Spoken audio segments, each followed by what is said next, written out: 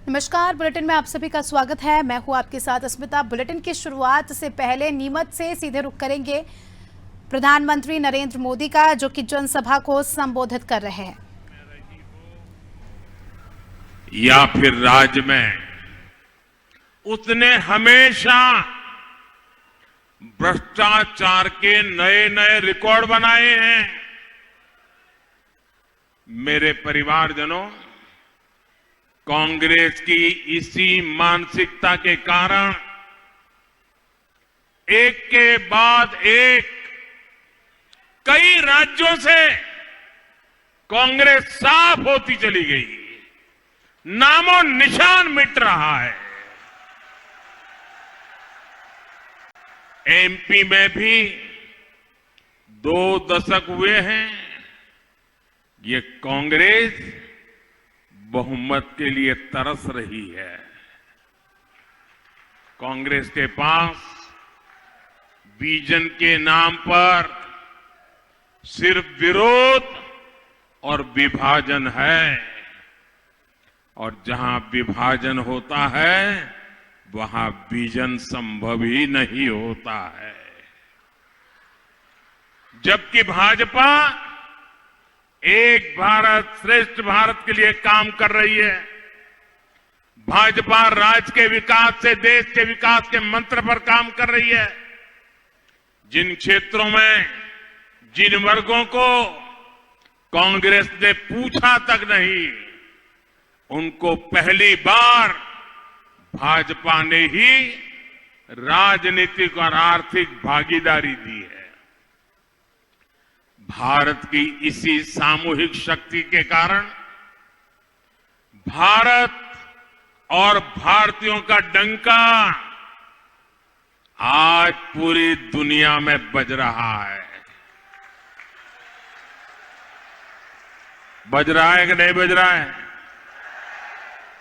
चारों तरफ भारत भारत जय जयकार हो रहा है कि नहीं हो रहा है?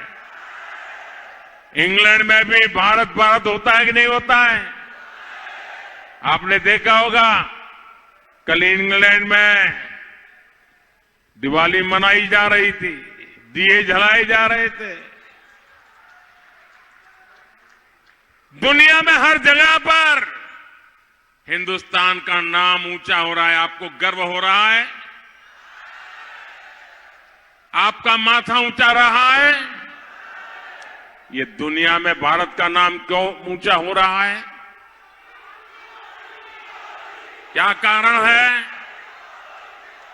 क्या कारण है? आपका जवाब सही नहीं है।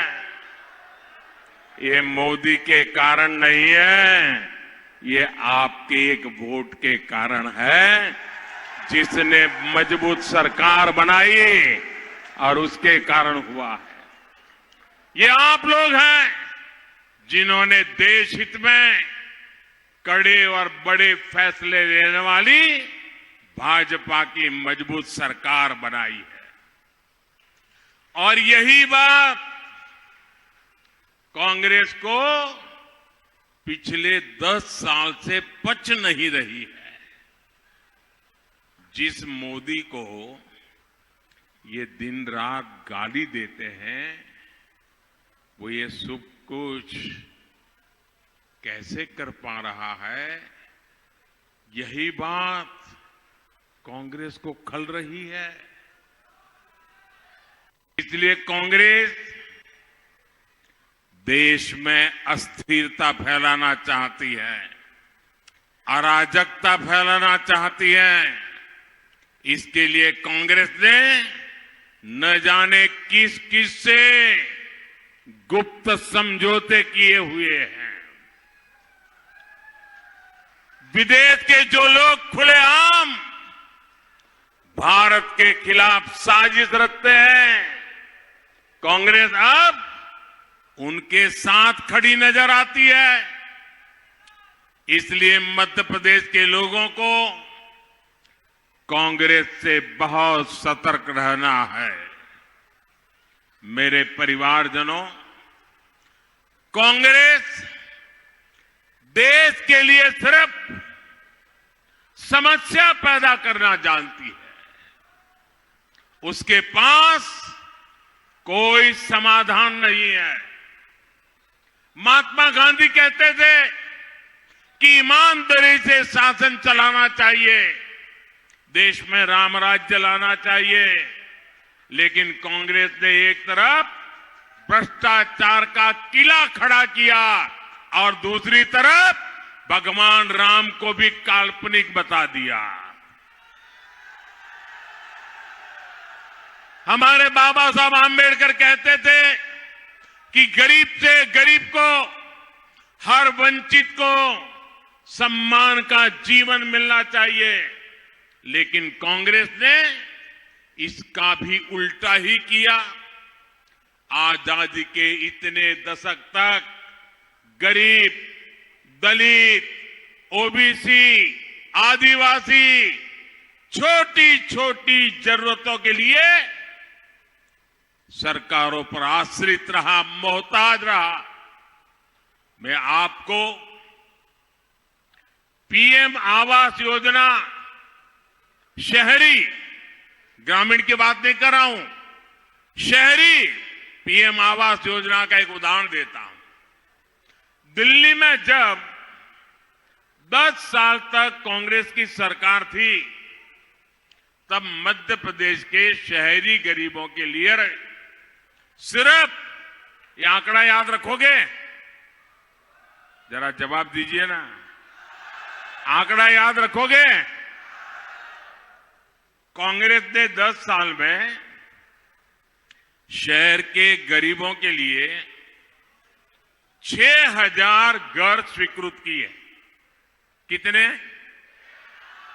याद रखिएगा आंकड़ा। कांग्रेस के 10 साल में एमपी के शहरों के लिए सिर्फ 6000 घर स्वीकृत हुए। कितने? आपने भाजपा की डबल इंजन सरकार बनाई, अभी हमारे 10 साल पूरे नहीं हुए हैं। हमने एमपी के शहरों के लिए कितने घर स्वीकृत किया, बताऊं आंकड़ा? उन्होंने कितने किए थे? उन्होंने कितने किए थे? मोदी ने किए हैं करीब करीब 10 लाख। यानी कांग्रेस के 6000 घर और भाजपा की तरफ से 10 लाख घर। कहीं है कोई मुकाबला? कोई मुझे बताए, कोई है मुकाबला? और सुनिए, इन 10 सालों में एमपी के शहरों में रहने वाले गरीब परिवारों को हम 7 लाख से अधिक घर बनाकर दे भी चुके हैं।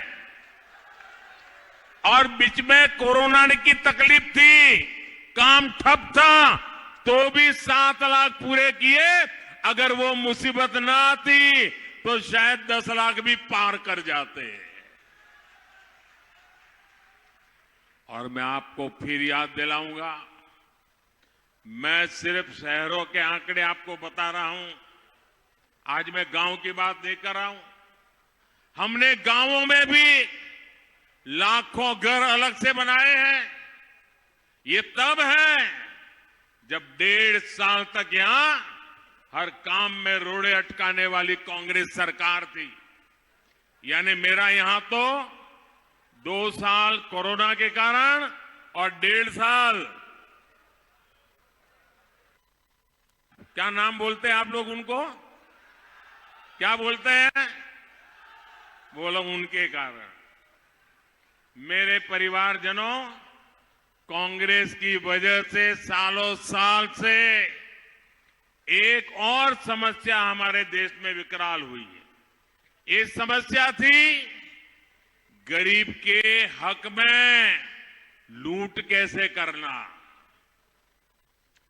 कांग्रेस के एक प्रधानमंत्री कहते थे कि दिल्ली से 100 पैसा भेजता हूं तो 15 पैसा लाभार्थी तक पहुंचता है, मतलब 85 पैसा। अब आप मुझे बताइए, पंचायत से पार्लियामेंट तक उन्हीं का झंडा फहरता था, उनकी ही सरकारें थी। और वो कहते हैं कि 100 पैसे भेजता हूं, 15 पैसा पहुंचता है, ये 85 पैसे कौन सा पंजाब मार लेता था। वो कौन सा पंजा था जो 85 पैसे मार लेता था। कांग्रेस ने जो समस्या पैदा की, उन्होंने तो कह करके छूट गए कि 85 पैसे चोरी होता है भी होता है। उन्होंने समस्या पैदा की, उसका समाधान भी भाजपा ने ही किया। यानी कांग्रेस मतलब समस्या, भाजपा यानी सीधा समाधान। हमने मोबाइल, आधार और बैंक खातों की एक ऐसी त्रिविध शक्ति बनाई। इस त्रिविध शक्ति के बाद हमने गरीबों के बैंक खातों में सीधे उनके पैसा, हक का पैसा भेजना शुरू किया। आज पीएम किसान सम्मान निधि के 2,60,000 करोड़ रुपए किसानों के बैंक खातों में सीधे गए हैं। आज एमएसपी पर सरकार खरीदी के पैसे भी किसानों के बैंक खातों में सीधे जा रहे हैं। आज पीएम आवास के घर बनाने के पैसे भी लाभार्थियों के बैंक खातों में सीधे जा रहे हैं। कोरोना के संकट के समय हमने महिलाओं के बैंक खातों में हजारों करोड़ रुपए सीधे भेज दिए। कहीं कोई लीकेज नहीं, कांग्रेस का कोई बिचौलिया नहीं। साथियों, सरकार चलाने का कांग्रेस का एक और तरीका है, ये भी आप लोगों को पता होना चाहिए। देश को टेक्नोलॉजी में जानबूझकर पीछे रखकर कांग्रेस इससे भी पैसा कमा लेती थी, क्योंकि टेक्नोलॉजी आएगी तो नई व्यवस्थाएं बनाएगी और ये कांग्रेस को बिल्कुल पसंद नहीं आता। पुरानी व्यवस्थाओं में कांग्रेस अपनी कमाई के साधन खोज लेती थी। जब कांग्रेस सरकार थी तब देश 2G घोटाले में ही उलझे हुए थे। याद है ना 2G घोटाला? भूल गए?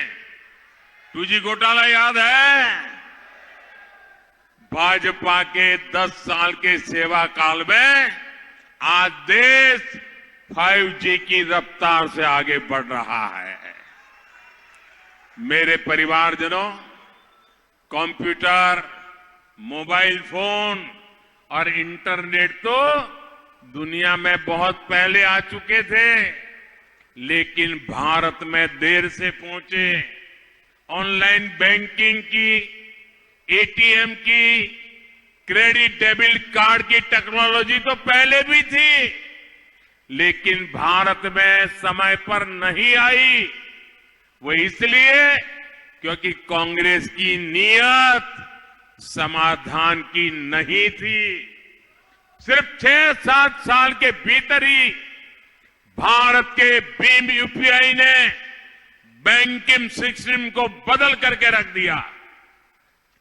आज पूरी दुनिया में भारत की डिजिटल क्रांति की चर्चा होती है।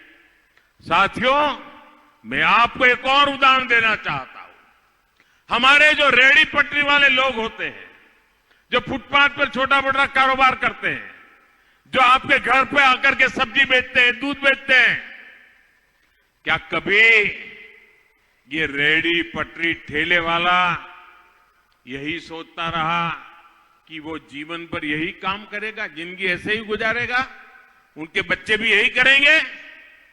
ये मोदी ने तय किया है, जी नहीं, मैं इससे भी बदल के रहूंगा। वो सोचता है कि एक दिन उसकी भी बड़ी दुकान होगी, उसका भी कारोबार बढ़ेगा, लेकिन दुकान तो तब होगी जब उसे बैंकों से मदद मिलेगी। पहली बार इन रेहड़ी ठेले पटरी वाले साथियों को किसी सरकार ने बैंकिंग से जोड़ा। कांग्रेस के राज में तो जिसके पास पैसा था बैंक उसी के लिए थे। भाजपा सरकार ने पीएम स्वनिधि योजना लाकर रेहड़ी पटरी वालों को नया जीवन दिया है। देश के 50 लाख से ज्यादा गरीब साथियों को अपना कारोबार बढ़ाने के लिए बैंक से मदद मिली है। यहां एमपी में भी 7 लाख से अधिक रेहड़ी फुटपाथ वालों को 1400 करोड़ रुपए की मदद दी गई है। जब गरीब की चिंता होती है, जब गरीब की सेवा का जज्बा होता है, तो ऐसे उत्तम से उत्तम काम होते रहते हैं।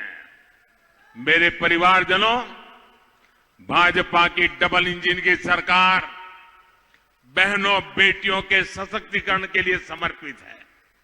कांग्रेस ने तो सिर्फ गिने चुने परिवारों के बेटे बेटियों को ही सशक्त किया।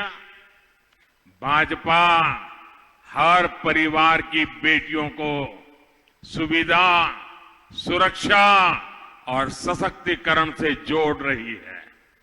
कांग्रेस लोकसभा और विधानसभा में 33% आरक्षण को लटकाती रही और कांग्रेस के लिए लटकाना, भटकाना, अटकाना उनके चरित्र का हिस्सा है। मोदी ने बहनों बेटियों को दी गारंटी, वो भी पूरी कर दी। मोदी ने खदानों से लेकर सेना के अग्रिम मोर्चे तक हर दरवाजे बेटियों के लिए खोल दिए हैं। आज बेटियां सेना में भर्ती हो रही है, उनके लिए सेनाओं में अफसर बनने के नए रास्ते खुले हैं। सीआरपीएफ सहित हमारे सभी केंद्रीय बलों में बेटियों की संख्या तो बीते 10 वर्षों में 2 गुनी से अधिक हो चुकी है। पुलिस भर्ती में भी बेटियों की संख्या कहीं अधिक हो चुकी है। साथियों, मध्य प्रदेश की भाजपा सरकार ने भी महिला सशक्तिकरण के लिए अद्भुत काम किया है। पूरे देश में इसकी प्रशंसा हो रही है। लाडली बहना और लाडली लक्ष्मी योजना से बहनों बेटियों को बहुत मदद मिल रही है।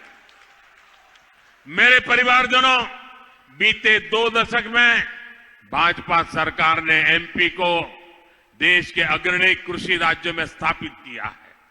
अब भाजपा एमपी को देश के बड़े औद्योगिक राज्य में लाने के लिए कमर कस के निकला पड़ा है। इसलिए मालवा निमाड़ में इतने बड़े स्तर पर इंफ्रास्ट्रक्चर का निर्माण हो रहा है। एमपी में औद्योगिक कॉरिडोर बनाए जा रहे हैं। यहां नीमच में भी 500 से अधिक उद्योग स्थापित किए गए हैं, जिनमें करोड़ों रुपयों का निवेश हुआ है। मैं युवा साथियों को कहूंगा, आने वाला समय आपका है। हमें मिलकर एमपी को टॉप इंडस्ट्रियल इकोनॉमी बनाना है। इसके लिए जरूरी है कि मालवा निमाड़ इस बार पुराने सारे रिकॉर्ड तोड़ दे। हर सीट, हर बूथ पर कमल का फूल पूरी ताकत से खिलना चाहिए। खिलेगा ना? आप घर घर जाओगे? ऐसा तो नहीं ना अब इतनी बड़ी सभा हो गई, अब तो चुनाव जीत गए, चलो सो जाओ, ऐसा तो नहीं करोगे ना? पूरी मेहनत करोगे, घर घर जाओगे, हर पोलिंग बूथ में अड्डा लगा करके बैठोगे, वोट पक्के करोगे, पोलिंग बूथ जीतने का संकल्प करके जाओगे, एक भी पोलिंग बूथ नहीं हारोगे। हमें हर पोलिंग बूथ को जीतना है, हर पोलिंग बूथ में कमल खिलाना है। करोगे पक्का? अच्छा, मेरा एक काम करोगे? मेरा एक काम करोगे? क्यों आवाज दब गई भाई? ऐसे थोड़ा चलता है। अच्छा, मेरा एक काम करोगे? ये चुनाव वाला काम नहीं है, ये मेरा निजी काम है। करोगे? मेरे स्वार्थ का काम है, करोगे? पक्का करोगे? देखिए, काम करना, घर घर जाना और हर परिवार में जाकर के हाथ जोड़कर कहना सभी बड़ों को कि मोदी जी नीमच आए थे, मोदी जी ने आपको प्रणाम कहा है। इतना मेरा संदेश पहुंचा दोगे? आप जैसे ही उनको मेरा प्रणाम पहुंचाओगे ना, वो मन से मुझे आशीर्वाद देंगे और वो आशीर्वाद मेरे लिए बहुत बड़ी औषध होते हैं। वो आशीर्वाद मेरे लिए बहुत बड़ी ऊर्जा होते हैं। वो आशीर्वाद मेरे लिए बहुत बड़ी शक्ति होते हैं। वो आशीर्वाद मेरे लिए बहुत बड़ी प्रेरणा होते हैं। वो आशीर्वाद मुझे दिन रात आपके लिए काम करने की ताकत देते हैं। और इसलिए मैं आपसे प्रार्थना करता हूं, मेरे खातिर, मेरे निजी स्वार्थ के खातिर हर घर जाकर कहना, मोदी जी नीमच आए थे, मोदी जी ने आपको प्रणाम भेजा है। जरूर कहेंगे ना? जरूर कहेंगे। जरा आपके मोबाइल फोन की लाइट करके मुझे बताइए कि आप ये काम करेंगे। हर कोई अपने मोबाइल फोन का फ्लैश चालू करे। हर कोई मोबाइल फोन का फ्लैश चालू करे। हर एक के मोबाइल का फोन फ्लैश चलना चाहिए। मेरे साथ बोलिए, घर घर जाएंगे, कमल खिलाएंगे, मोदी का प्रणाम पहुंचाएंगे, भाजपा को जिताएंगे, फिर से भाजपा सरकार बनाएंगे, मोदी को मजबूत करेंगे। मेरे साथ बोलिए, भारत माता की, भारत माता की, भारत माता की। बहुत बहुत धन्यवाद।